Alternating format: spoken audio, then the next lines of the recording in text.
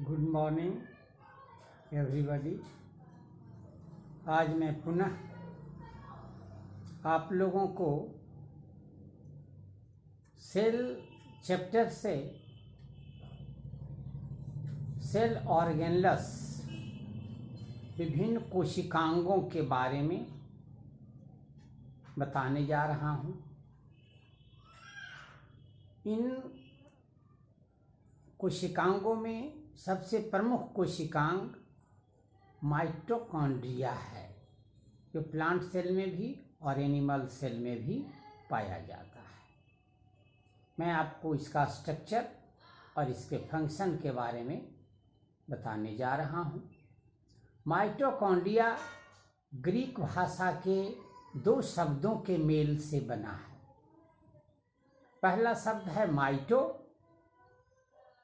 जिसका अर्थ थ्रीड या धागा होता है, जबकि दूसरा शब्द कॉन्ड्रियन मीन्स ग्रैन्यूल्स अर्थात कण होता है।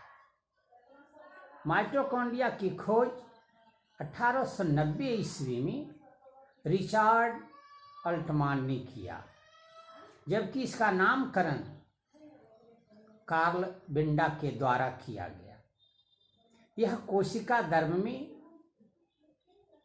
बिखरी हुई होती है। इसका बाहरी आकार स्लीपर शेप्ड होता है, चप्पल के आकार का होता है।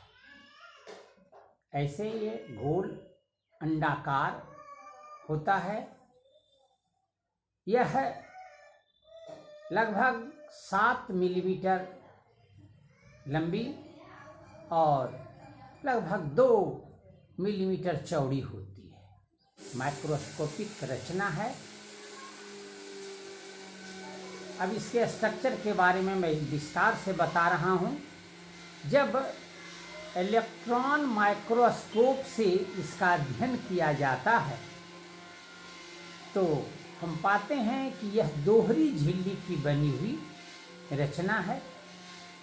इसके बाहरी झिल्ली को एक्सटर्नल मेम्ब्रेन और आंतरिक झिल्ली को, जो अंदर वाले भाग में है, उसको इंटरनल मेम्ब्रेन कहा जाता है। दोनों झिल्ली के बीच में स्पेस होता है, एक झिल्ली और ये दूसरी झिल्ली, external membrane and internal membrane, दोनों के बीच एक झिल्ली पाई जाती है। इस दोनों मेम्ब्रेन के बीच एक स्पेस पाया जाता है, जिसे इंटर मेम्ब्रेनल स्पेस कहते हैं। इस स्पेस में द्रव भरा होता है। यह रंगहीन द्रव होता है। माइटोकॉन्ड्रिया के आंतरिक भाग में, आंतरिक खोखला भाग, माइटोकॉन्ड्रिया का जब कट करते हैं तो अंदर का भाग खोखला दिखाई देता है। तो आंतरिक खोखला भाग में गाढ़ा द्रव पाया जाता है, जिसे मैट्रिक्स कहते हैं। माइटोकॉन्ड्रिया के इंटरनल मेम्ब्रेन से जो अंदर की कैविटी है, माइटोकॉन्ड्रिया के अंदर की कैविटी को माइटोकॉन्ड्रियल कैविटी कहते हैं। इस माइटोकॉन्ड्रियल कैविटी में इंटरनल मेम्ब्रेन से उंगलीनुमा प्रवर्ध निकले रहते हैं। अंदर में यह मैट्रिक्स बताया गया, अंदर में उंगलीनुमा प्रवर्ध निकले हुए होते हैं, जिसे क्रिस्टी कहा जाता है। इसके ऊपर राइबोसोम और डीएनए इत्यादि पाए जाते हैं। माइटोकॉन्ड्रिया कोशिका का सबसे प्रमुख अंग है, जैसा मैं बता चुका हूँ। इसके जो कार्य हैं वो मैं आपको बताने जा रहा हूँ। पहला कार्य, यह सेलुलर रेस्पायरेशन के लिए, कोशिकीय श्वसन के लिए आवश्यक एंजाइम की आपूर्ति करता है। यानी इसमें जो एंजाइम है वह है कोशिकीय श्वसन में सहायक होता है। दूसरा, ओक फॉर्मेशन में, ओक के निर्माण में, अंडे का जो पीला भाग देखते हैं उसको ओक कहते हैं। तो जब सेल के अंदर ओक का निर्माण हो रहा है किसी सेल में, तो उसमें माइटोकॉन्ड्रिया की बहुत महत्वपूर्ण भूमिका है। कोशिकीय ऊर्जा के उत्पादन में कोशिका के अंदर श्वसन क्रिया के फलस्वरूप जो ऊर्जा की उत्पत्ति होती है, उसके निर्माण में माइटोकॉन्ड्रिया की महत्वपूर्ण भूमिका है। यह कोशिकीय श्वसन का सक्रिय स्थल है, यानी ऑक्सी श्वसन की क्रिया, जिसको हम लोग बोलते हैं वायवीय श्वसन, ऑक्सी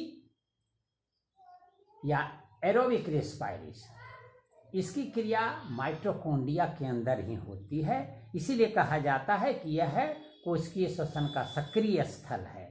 अगला है ऊर्जा संग्रह करना। कोशिकीय ऊर्जा का जब निर्माण होता है इसके अंदर, माइटोकॉन्ड्रिया के अंदर, तो यह ऊर्जा के निर्माण के साथ साथ यह ऊर्जा संग्रह का भी काम करता है। क्योंकि आप जानते हैं कि जो इलेक्ट्रिसिटी का पावर हाउस होता है उसमें इलेक्ट्रिक का उत्पादन भी होता है और उसका संग्रह भी होता है। ठीक कोशिकांग के रूप में, यानी कोशिका के अंदर का ये माइटोकॉन्ड्रिया एनर्जी फॉर्मेशन भी करता है और कलेक्शन भी करता है, मतलब ऊर्जा का निर्माण भी करता है और ऊर्जा का संग्रह भी करता है।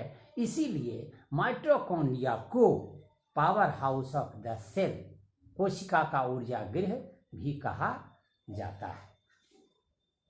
आप इसे अच्छी तरह से समझेंगे और इसके साथ साथ मैं PDF दे रहा हूँ, उसे आप लोग फेयर नोटबुक में उतार लेंगे और इसका अध्ययन शांतिपूर्वक करेंगे। 2-3 बार आप अगर इसको सुन लेते हैं तो आपको पूरे स्मरण में आ जाएगा। आज के लिए इतना ही।